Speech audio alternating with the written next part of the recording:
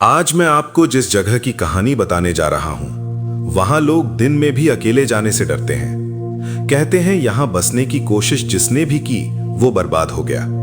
खेत सूख गए, घर टूट गए और रात में आज भी रोने की आवाज आती है। क्या ये सच में किसी संत का श्राप है या इस जमीन के नीचे दबा है कोई ऐसा राज जो इतिहास में जानबूझकर छुपा दिया गया? ये है दमोह की वो उजड़ी हुई शापित जमीन जिसकी सच्चाई आपको हिला देगी। और जो कहानी आप सुनने वाले हो वो किताबों में नहीं, लोगों के डर में जिंदा है। दमोह जिले के घने जंगलों और सूखी पथरीली जमीन के बीच एक ऐसी जगह बताई जाती है जिसका नाम लोग धीमी आवाज में लेते हैं। वो उजड़ी धरती, जिसके बारे में कहा जाता है कि वहां बसने की कोशिश करने वाला हर इंसान या तो बर्बाद हुआ या भाग कर लौट आया। और बुजुर्ग आज भी कहते हैं कि ये सिर्फ कहानी नहीं बल्कि पीढ़ियों से दोहराई गई सच्चाई है। लोक कथा के अनुसार सदियों पहले ये जगह एक छोटे से गढ़ के अधीन समृद्ध बस्ती थी, जहां खेत लहलहाते थे, बैलगाड़ियों की आवाजें सुबह गूंजती थीं, मंदिर की घंटियां हर संध्या बजती थीं और तालाब में पानी कभी नहीं सूखता था। लेकिन उस सुखी बस्ती पर एक रात ऐसा साया पड़ा कि सब बदल गया। कहा जाता है कि उस समय का स्थानीय शासक अत्यंत घमंडी था। उसने एक साधु को जो तपस्या करते हुए उस भूमि से गुजर रहा था अपमानित करवा दिया, उसकी झोपड़ी जलवा दी और सैनिकों से उसे भगा दिया। तब जाते जाते उस साधु ने बस इतना कहा था, जिस धरती ने मुझे आश्रय दिया उसी को तुमने अपवित्र किया है। अब यही धरती तुम्हें स्वीकार नहीं करेगी। लोगों ने इसे उस समय पागल संत की बकवास समझा, मगर कुछ ही महीनों बाद अजीब घटनाएं शुरू हो गईं। रात में पशु अचानक चिल्लाने लगते, कुओं का पानी कड़वा हो जाता, खेतों में फसलें बिना कारण सूख जाती और सबसे डरावनी बात यह थी कि आधी रात को बस्ती के बीच बने प्राचीन पीपल के पेड़ के पास किसी के रोने की आवाज सुनाई देती, जैसे कोई बहुत पुराना दुख उस मिट्टी में अटका हो। धीरे धीरे बीमारियां फैलने लगीं, लोग बिना कारण कमजोर पड़ते गए, वैद्य और ओझा दोनों हार गए। तब किसी ने उस साधु के श्राप की बात उठाई, लेकिन शासक ने इसे अंधविश्वास कहकर दबा दिया और यहीं से त्रासदी ने रौद्र रूप लिया।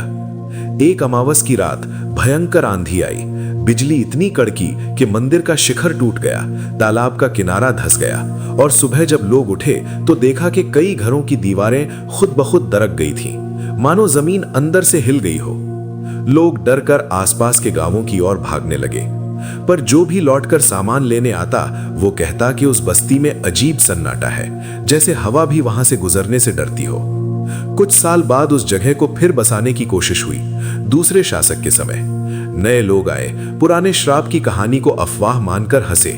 मंदिर दोबारा बनाया गया, खेत फिर जोते गए, पर पहली ही बरसात में अजीब बात हुई।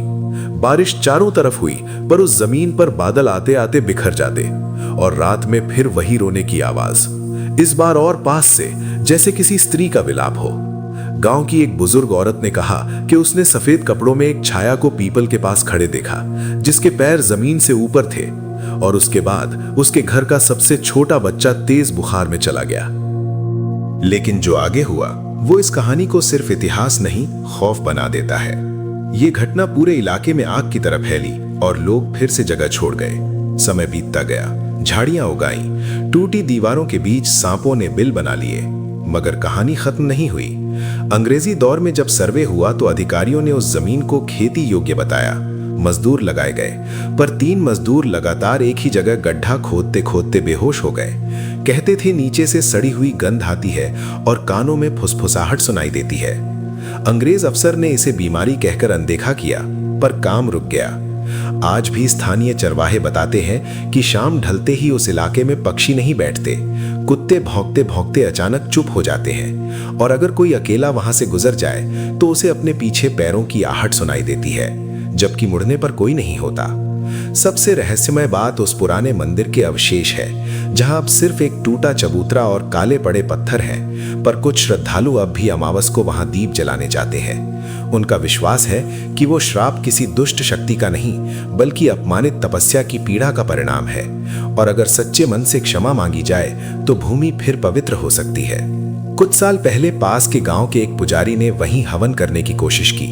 शुरू में सब शांत रहा, पर जैसे ही आहुति डाली गई, तेज हवा चली और हवन कुंड की आग उल्टी दिशा में भभक उठी। लोग डरकर भाग गए, पर पुजारी ने बाद में कहा कि उसे वहां गहरा दुख महसूस हुआ, क्रोध नहीं, मानो कोई आत्मा अब भी मुक्ति चाहती हो। निष्कर्ष यही निकलता है कि यह शापित जमीन सिर्फ डर की कहानी नहीं, बल्कि आस्था, कर्म और प्रकृति के संतुलन का प्रतीक है। जब मनुष्य अहंकार में आकर आध्यात्मिकता का अपमान करता है, तो परिणाम केवल भूत प्रेत नहीं, बल्कि उजड़ती सभ्यता, बीमार होती धरती और भय से भरा मन होता है। और शायद इसीलिए दमोह की वो उजड़ी धरती आज भी खामोश होकर यही याद दिलाती है कि हर जगह सिर्फ मिट्टी नहीं होती, कुछ स्थान स्मृतियां, तपस्या और अदृश्य शक्तियों का घर होते हैं, जहां कदम रखने से पहले श्रद्धा जरूरी है, वरना इतिहास दोहराने में देर नहीं लगती। तो ये थी दमोह की उस जमीन की कहानी, जहां आस्था भी है, श्राप भी और अनसुलझा रहस्य भी। सच क्या है ये आज भी कोई नहीं जानता, पर एक बात तय है, कुछ जगहें सिर्फ मिट्टी नहीं होती, वो दर्द, ऊर्जा और अधूरी आत्माओं की यादें संभाले होती हैं। अगर आपको भी ऐसी अनसुनी, डरावनी और दिल को छू जाने वाली सच्ची कहानियां पसंद है, तो channel touch my heart RM को सब्सक्राइब जरूर करें, क्योंकि यहाँ हम बताते हैं वो कहानियां जो इतिहास में दब गईं, लेकिन सच्चाई बनकर आज भी जिंदा है। यहाँ तक वीडियो देख रहे हो तो यकीन मानिए आप बाकी 90% लोगों से अलग हो। आज वो बात मैंने इस वीडियो में कही है, वो सिर्फ सुनने के लिए नहीं थी, वो महसूस कराने के लिए थी। अगर इस वीडियो को कोई भी लाइन आपके दिल को छू गई है तो समझ लेना ये वीडियो आपके लिए ही था। अब जाते जाते एक छोटी सी बात, अगर आपने भी अभी तक चैनल को सब्सक्राइब नहीं किया है तो अभी सब्सक्राइब कर लो, क्योंकि यहाँ बात सिर्फ बोली नहीं जाती, यहाँ दिल से ही कही जाती है। वीडियो पसंद आया हो तो लाइक जरूर करना और कमेंट में मुझे ये बताना इस वीडियो को कौन सी बात आपको सबसे ज़्यादा लगी। तो कमेंट मैं खुद पढ़ती हूँ। मिलते हैं अगली वीडियो में एक और सच्चाई के साथ। जब तक के लिए आप अपना ख्याल रखो।